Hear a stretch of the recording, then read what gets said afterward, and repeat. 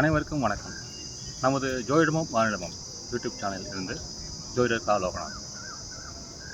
இன்று பேச இருக்கும் விஷயம் இந்த சந்திராஷ்டமம், அஷ்டமச்சனி, எல்லைச்சனி போன்ற காலங்கள் பற்றி.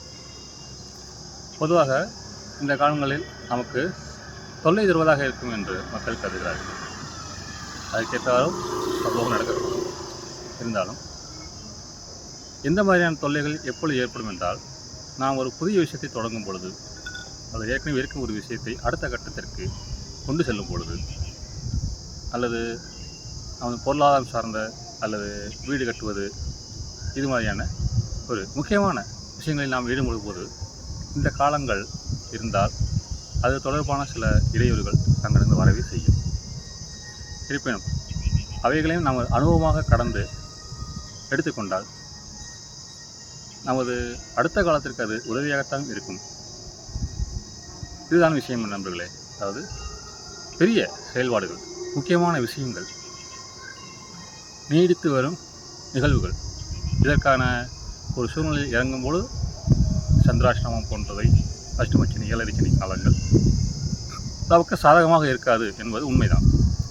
ஆனால் நாம் அன்றாட நிகழ்வுகள், செயல்பாடுகள், சந்திப்புகள், வேலைகள், இயந்திரங்களோடு உள்ள பணி, போக்குவரத்தோடு போக வர இருக்கும் செயல்பாடுகள் அனைத்தும் இவற்றுக்கு பெரும்பாலும் தொல்லை தராததாகவே இருக்கும். நாம் இப்பொழுது சொன்ன சந்திராஷ்டமம், அஷ்டமச்சனி, ஏழரைச்சனி பற்றிய மேலும் ஒரு சிறு விளக்கம்.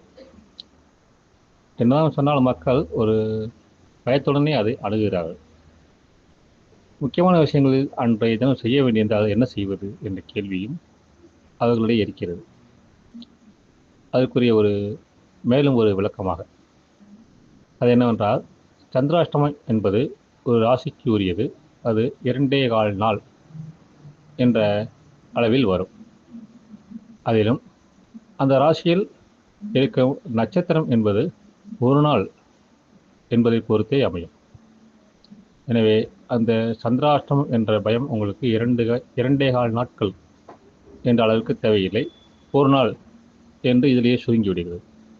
அதிலும் நீங்கள் பிறந்த நட்சத்திரம் என்பது ஒரு பாதத்தில் அமைந்திருக்கும். அதாவது நட்சத்திரம் என்பது 4 பாதங்கள் கொண்டது. இங்கே இடத்தில் பாதம் என்பது ஒரு அளவு.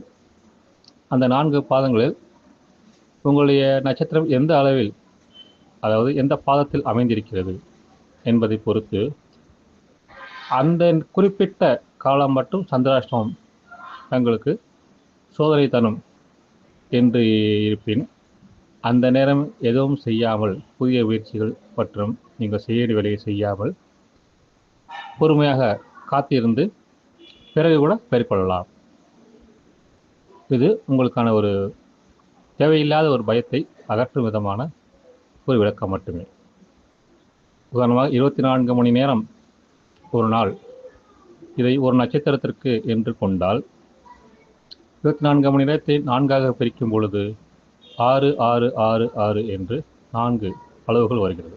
அவை 4 பாதங்கள் என்று வரும்பொழுது, முதல் பாதம் என்றால் நட்சத்திரம் தொடங்கிய முதல் 6 மணி நேரம், 2ஆம் பாதம் என்றால் நட்சத்திரம் தொடங்கிய 2ஆம் 6 மணி நேரம், 3ஆம் பாதம் என்றால் 3வது 6, 4ஆம் பாதம் என்றால் நட்சத்திரத்தின் கடைசி 6ஆம் பாதம், கடைசி 6 மணி நேரம் என்று எடுத்துக்கொள்ளலாம். இந்த நட்சத்திரத்தின் அளவுகளை தெரிந்து கொள்ள தினசரி நான் பார்க்கும் காலண்டரிலேயே நட்சத்திரத்தினை குறிப்பிட்டு அது தொடங்கும் நேரம் பற்றியும் தெரிவித்திருப்பார்கள். அதிலிருந்து 6 மணி நேரம் என்று எடுத்துக்கொண்டு நமது சந்திராஷ்டமம் என்று நீங்கள் பயப்படும் கால அளவரை எது என்று தெரிந்து அந்த ஒரு 6 மணி நேரம் மட்டுமே நீங்கள் எதுவும் செய்யாமல் இருந்தாலே போதுமானது. பெரும்பாலும் இது இரவு நேரமாக இருந்து நாம் ஓய்வாக இருந்தது தூங்கி எழுந்திருக்கும் நேரத்திலே சென்று விட்டாலும் நமக்கு ஒரு பயமும் இல்லைதான். நன்றி நண்பர்களே.